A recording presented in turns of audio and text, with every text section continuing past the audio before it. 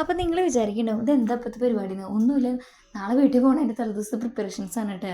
ഒതുക്കലും കാര്യങ്ങളൊക്കെ ആയിരുന്നു. കാരണം എന്തെങ്കിലുമൊക്കെ മറന്നു പോയാലോ എന്ന് വിചാരിച്ചിട്ടാണ് നമ്മൾ ഒതുക്കി വയ്ക്കുന്നത്. അങ്ങനെ മോർണിംഗ് കുർബാനൊക്കെ കഴിഞ്ഞ് വന്ന് ജസ്റ്റ് റൂമിൻ്റെ ഉള്ളിൽ കൂടെ പുറത്ത് കൂടെ വിൻഡോ കൂടെ നോക്കിയപ്പോൾ ഭയങ്കരമായിട്ടൊരു നല്ലൊരു ഇത് തോന്നിയിട്ടോ.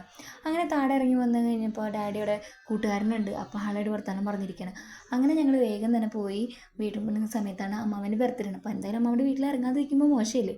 അപ്പോൾ അവിടെ പോയപ്പോൾ അവർ കേക്കും കാര്യങ്ങളൊക്കെ വെച്ചിട്ടുണ്ടായിരുന്നു. അപ്പോൾ കേക്ക് കട്ടും കാര്യങ്ങളൊക്കെ ഞങ്ങൾ വന്നിട്ട് കട്ട് ചെയ്യാമെന്നിട്ട് പറഞ്ഞിട്ട് നിൽക്കുന്നുണ്ടായിരുന്നു. അങ്ങനെ ചെറിയ രീതിയിൽ കാര്യങ്ങൾ കേക്ക് കട്ടും കാര്യങ്ങളൊക്കെ കഴിഞ്ഞ് ഭയങ്കര സന്തോഷമായിരുന്നു അമ്മയ്ക്ക്.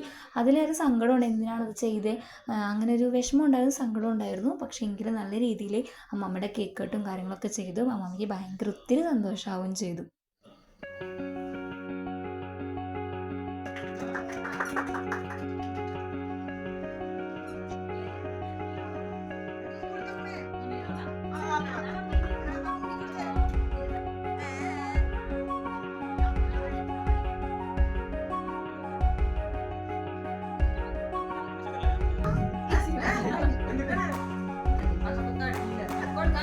അങ്ങനെ ആ ചെറിയ ഫംഗ്ഷനൊക്കെ കഴിഞ്ഞ് നേരെ ഞങ്ങൾ വീട്ടിലോട്ട് പോയപ്പോൾ ഞങ്ങൾക്ക് രാത്രിക്ക് കറിയായിട്ട് ചിക്കൻ കറി പാക്ക് ചെയ്യുന്നുണ്ടായിരുന്നു കേട്ടോ. അങ്ങനെ അവരോടൊക്കെ ബായൊക്കെ പറഞ്ഞ് നേരെ ഞങ്ങൾ വീട്ടിൽ പോകാൻ കൊട്ടേഷനായിട്ട് വെയിറ്റിംഗ് ആയിരുന്നു.